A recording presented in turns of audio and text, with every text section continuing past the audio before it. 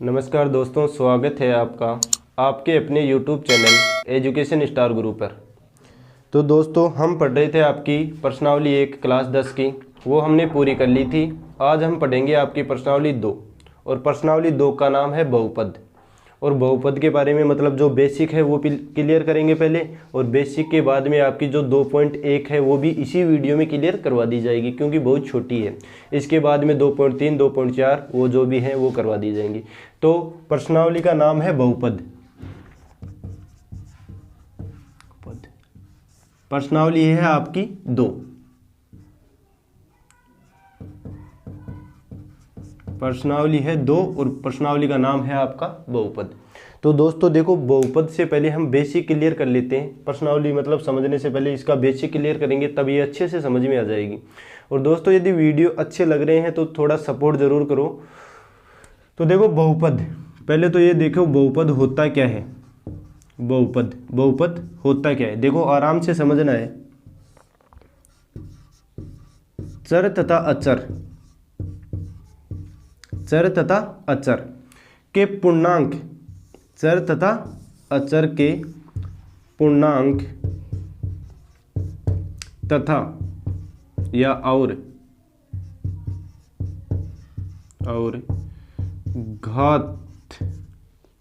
घातांक भी लिख सकते हो।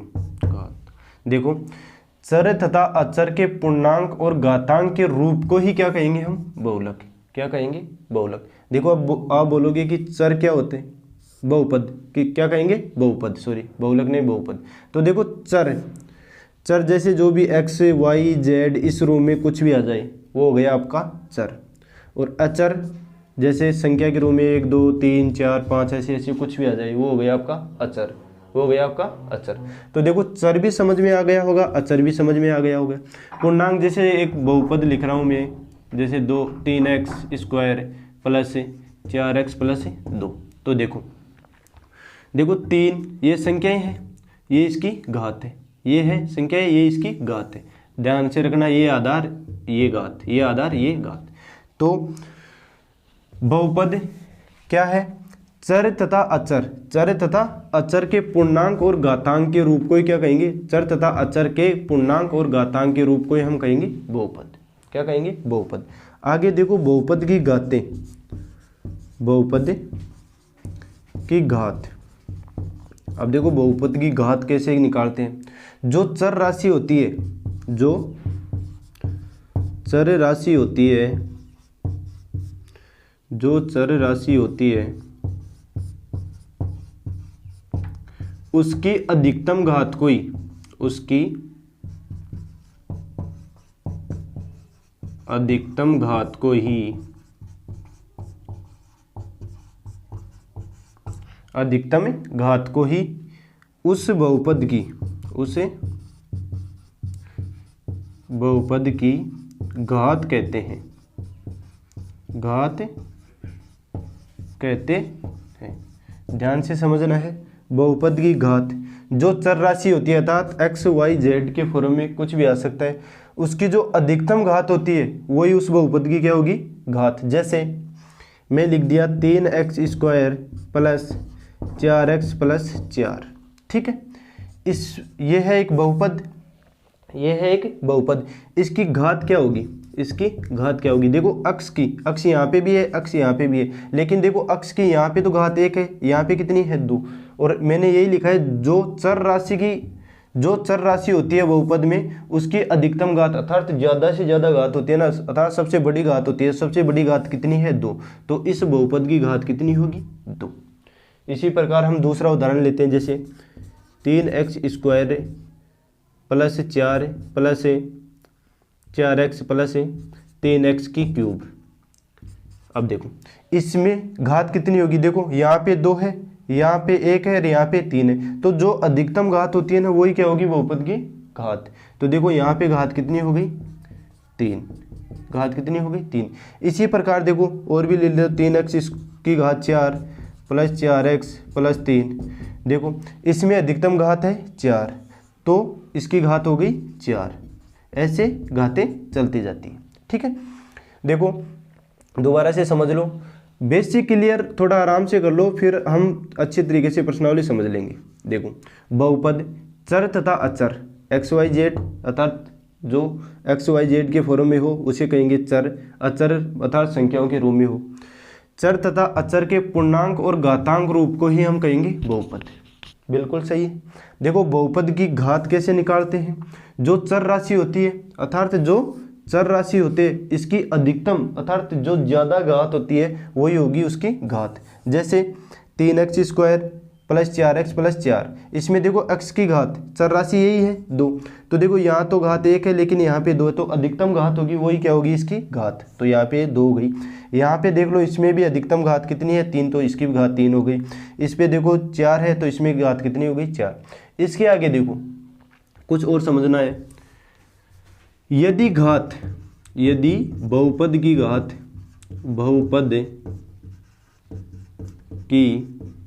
घात एक हो, यदि बहुपद की घात 1 हो तो उसे हम देखो 1 हो तो हम उसे क्या कहेंगे रेखिक बहुपद। क्या कहेंगे रेखिक बहुपद।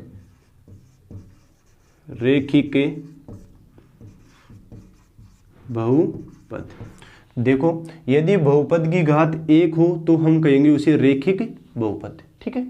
और यदि बहुपद की घात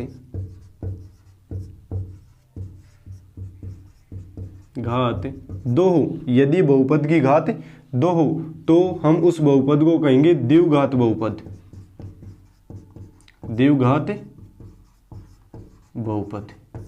घात 2 होगी तो द्विघात बहुपद। और यदि घात 3 होगी, यदि बहुपद की घात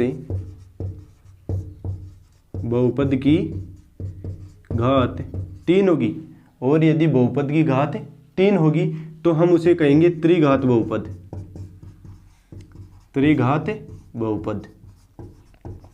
ध्यान से समझना है।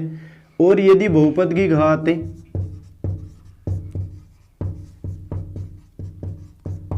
4 होगी 5 होगी ऐसे आगे आगे चलती जाएगी, जैसे 4 को चतुर्थ घात ऐसे हम कह सकते हैं, ठीक है। देखो आराम से समझना है। घात 1 होगी, यदि बहुपद की घात 1 होगी तो रेखिक बहुपद, 2 होगी तो द्विघात बहुपद, 3 होगी तो त्रिघात बहुपद। और देखो घात निकालना भी बता दिया है, जो चर राशि है उसकी जो अधिकतम घात है, जो मतलब बहुपद के अंदर जिस चर राशि की अधिकतम घात होगी ना वही क्या होगी उसकी घात होगी, उस बहुपद की क्या होगी घात होगी। जैसे यहाँ पे बताया था x की घात 2 है अधिकतम, यहाँ पे तो 1 है लेकिन अधिकतम है 2, तो घात कितनी हो गई 2। यहाँ पे देख लो यहाँ पे 2 है लेकिन यहाँ पे 3 है x, अर्थात चर राशि की घात, तो घात कितनी हो गई 3। जो ज़्यादा बार है वही क्या होगी घात होगी। इसके आगे देखो कुछ उदाहरण बता देता हूँ मैं। यहाँ पे देख लो, जैसे मैंने लिख दिया 4x प्लस 5, ये किस प्रकार का बहुपद है, ये किस प्रकार का बहुपद है। देखो यहाँ पे x की घात 1 है, यहाँ पे x की घात कितनी है 1, तो देखो हम लिख सकते हैं घात कितनी है 1, और घात 1 है तो किस प्रकार का बहुपद होगा रेखिक बहुपद, तो हम इसे कहेंगे रेखिक बहुपद, ठीक है। आगे देखो यदि मैं ऐसे लिख दूँ 4x² प्लस 5x प्लस 2, ये किस प्रकार का बहुपद होगा। देखो x की घात कितनी है, यहाँ तो 1 है लेकिन घात अधिकतम होगी वही लेना है, तो देखो यहाँ पे कितनी है 2, तो ये हो गया आपका द्विघात बहुपद, ठीक है। आगे देखो यदि मैं इसको ऐसे लिख दूँ 4x² प्लस 5x प्लस 4 लिख दूँ 4x³ किस तरीके से भी लिख दूँ, तो देखो यहाँ पे x की घात 2 है, यहाँ पे 1 है और यहाँ पे 3 है, तो अधिकतम घात कितनी है, अधिकतम घात हो गई आपकी 3, तो ये हो गया आपका त्रिघात बहुपद। ऐसे आप निकाल सकते हो आगे भी, ऐसे आप निकाल सकते हो आगे। इसके आगे एक बार दोबारा से देख लो, बहुपद चर तथा अचर के पूर्णांक और गुणांकों के रूप को क्या कहेंगे बहुपद। देखो चर राशि एक्स वाई के फॉर्म में आती है, एक्स वाई जेड के, अचर राशि संख्याओं के रूप में आती है, ठीक है। बहुपद की घात जो चर राशि होती है उसकी जो अधिकतम घात होती है वही क्या कहलाती है बहुपद की घात। जैसे हमने निकाल लिया यहाँ पे घात 2 घात 3 घात 4, और यदि बहुपद की घात 1 होगी तो उसे हम रेखिक बहुपद कहेंगे, और यदि बहुपद की घात 2 होगी यदि बहुपद की घात 2 होगी तो हम उसे द्विघात बहुपद कहेंगे, और यदि बहुपद की घात 3 होगी तो हम उसे त्रिघात, और यदि बहुपद की घात 4 होगी तो हम उसे चतुर्थ घात। ऐसे हम बहुपदों को बता सकते हैं। इसके आगे है थोड़ा, मैं इसको साफ कर देता हूं।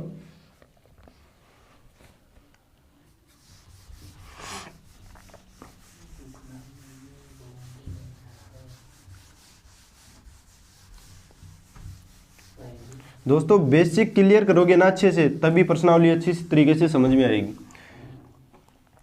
देखो, एक होता है ज्यामितीय रूप। जैसे आपको कोई ग्राफ दे दी, ये है आपका x और ये है आपका x और x डैश, ठीक से। ये है आपका y और ये है आपका y डैश, और आपको मतलब यहाँ पे दे दे या यहाँ पे दे दे, कोई भी रेखा दे दी, ठीक है। मान लो यहाँ पे दे दी, और आपको पूछा है कि px, अर्थात ऐसे पूछा है px के शून्य कितने होंगे, कि x एक्स पर रेखा जो ग्राफ है वो कितनी बार प्रतिच्छेद कर रही है, तो इसके शून्यक निकालने हैं आपको। क्या निकालने हैं? शून्यक, ग्राफीय रूप में। तो देखो शून्य कैसे निकालोगे? x एक्स पे पूछा, किस पे है? x एक्स पे। तो देखो ये ग्राफ x एक्स पे काट रही है क्या? नहीं, एक बार भी नहीं काट रही है, इस लाइन पे एक बार भी नहीं काट रही है। तो आप लिखोगे px में एक भी शून्यक नहीं है, क्योंकि ग्राफ x एक्स पर एक भी बार प्रतिच्छेद नहीं कर रही है,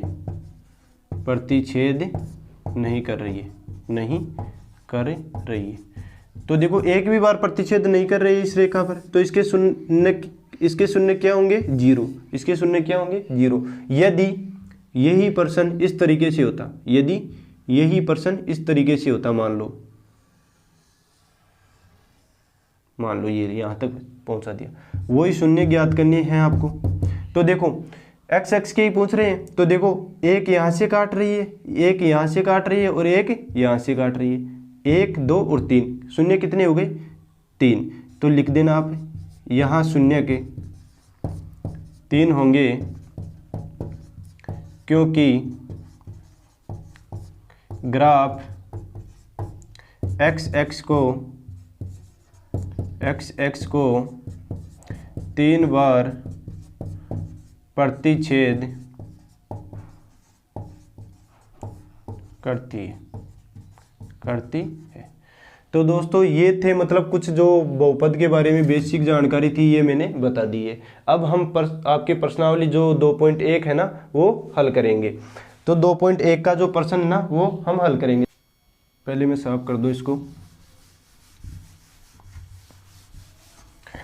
अब देखो जो आपकी प्रश्नावली 2.1 है, प्रश्नावली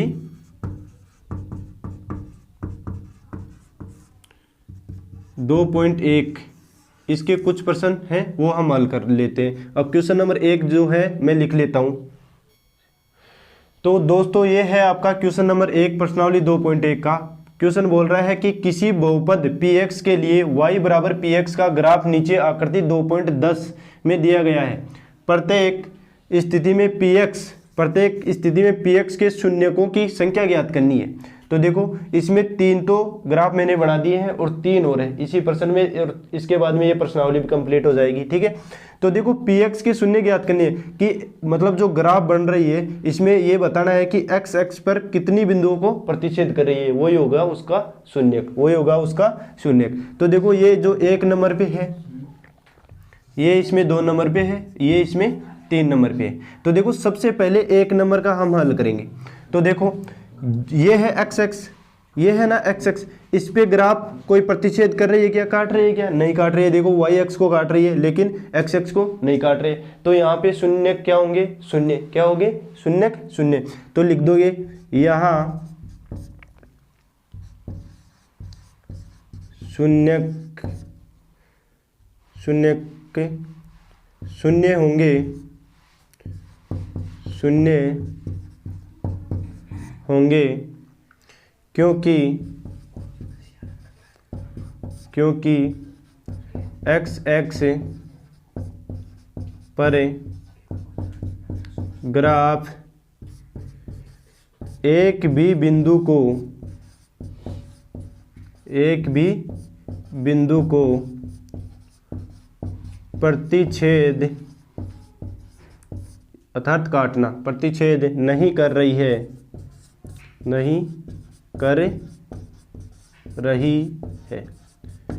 ये हो गया आपका क्वेश्चन नंबर 1। देखो एक्स एक्स पे ग्राफ एक भी बिंदु को नहीं काट रहे है, तो यहाँ पे शून्य कितने होंगे, शून्य कितने होंगे, शून्य। क्योंकि देखो, क्योंकि जो एक्स एक्स पर ग्राफ है ना, एक भी बिंदु को प्रतिच्छेद नहीं कर रही है। ये हो गया आपका क्वेश्चन नंबर 1 का। अब देखो क्वेश्चन नंबर 2, देखो ये है आपका एक्स एक्स और ये है आपका वाई डैश, ठीक है। अब देखो यहाँ पे ज्ञात करना है एक्स एक्स पे, तो देखो एक्स एक्स पर जो ग्राफ है एक जगह से काट रही है, एक बिंदु पर काट रही है, तो इसके शून्य कितने होंगे, 1 होंगे। कितने होंगे, 1। तो लिख लो यहाँ शून्यकों की संख्या 1 होगी क्योंकि ग्राफ एक्स एक्स पर एक बिंदु एक्स एक्स पर एक बिंदु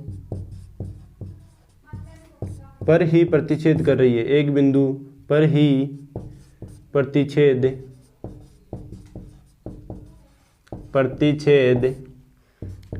कर रही है। ये प्रश्नावली बहुत ईजी है। 2.1, 2.2 थोड़ी इससे अच्छे लेवल पे आ जाएगी, 2.3 फिर और भी अच्छी आ जाएगी, ठीक है।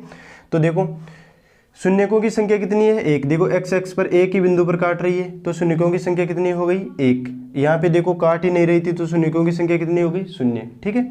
आगे देखो इसी का 3 नंबर है।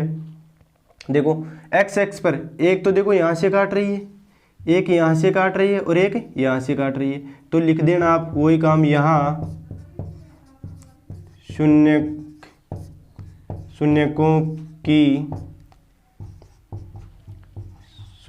की संख्या 3 होगी क्योंकि यहाँ ग्राफ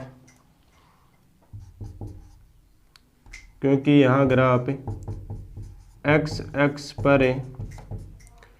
एक्स पर 3 बिंदुओं को प्रतिच्छेद कर रही है,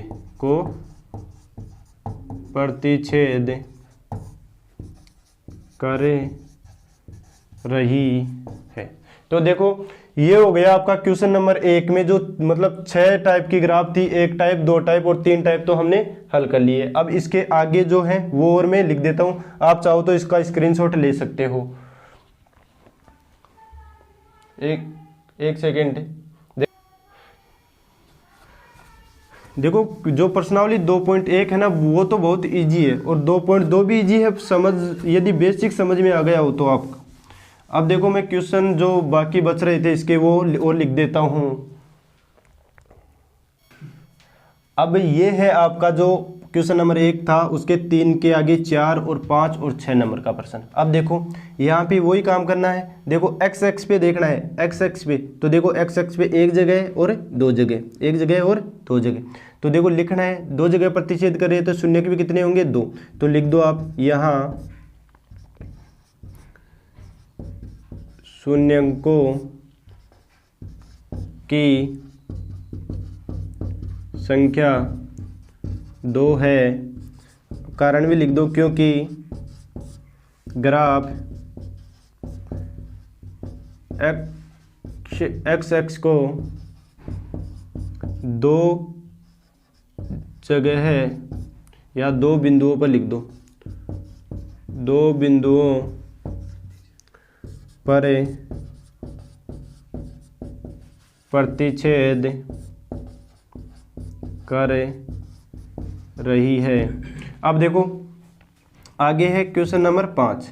यहाँ पे देखना है एक्स एक्स पे देखना है कितनी जगह प्रतिच्छेद कर रही है, वही होगा उसका शून्यक। देखो यहाँ पे 1, यहाँ पे 2, यहाँ पे 3 और यहाँ पे 4 जगह हो गया। तो लिख दो यहाँ पे, यहाँ शून्यकों की संख्या 4 है क्योंकि ग्राफ एक्स एक्स पर 4 बिंदुओं को प्रतिच्छेद कर रही है। इसी से आगे है ये क्वेश्चन नंबर 6। तो यहाँ पे देखो आराम से समझना है। एक बिंदु यहाँ पे देखो प्रतिच्छेद नीचे आकर नहीं जा रही है, तो यहाँ पे भी एक बिंदु 2 और यहाँ पे भी देखो एक बिंदु 3 ही तो है, 1 2 और 3। देखो नीचे यदि ये बिंदु ऐसे, ये लाइन ऐसे आके जाती तो यहाँ पे 1 होता, यहाँ पे 2 होता, ठीक है। तो ये देखो एक जगह ही प्रतिच्छेद कर रही है। तो देखो यहाँ पे भी लिख दो, यहाँ शून्यकों की संख्या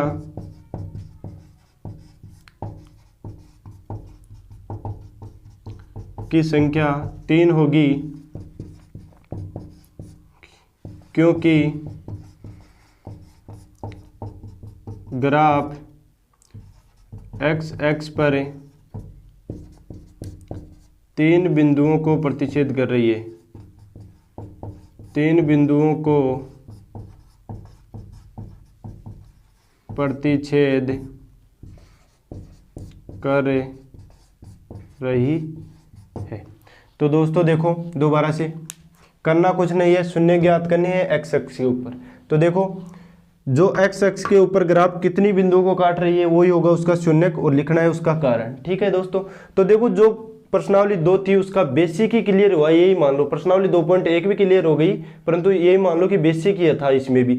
अब देखो जो प्रश्नावली 2.2 3 4 जो भी है आगे, वो बहुत ही शानदार प्रश्नावली है, पढ़ने में भी मजा आएगा। और दोस्तों आज के लिए बस इतना ही। थैंक यू दोस्तों। यदि वीडियो अच्छा लग रहा है तो वीडियो को लाइक जरूर करो, सब्सक्राइब भी करो और सब्सक्राइब करवाओ भी। थैंक यू दोस्तों।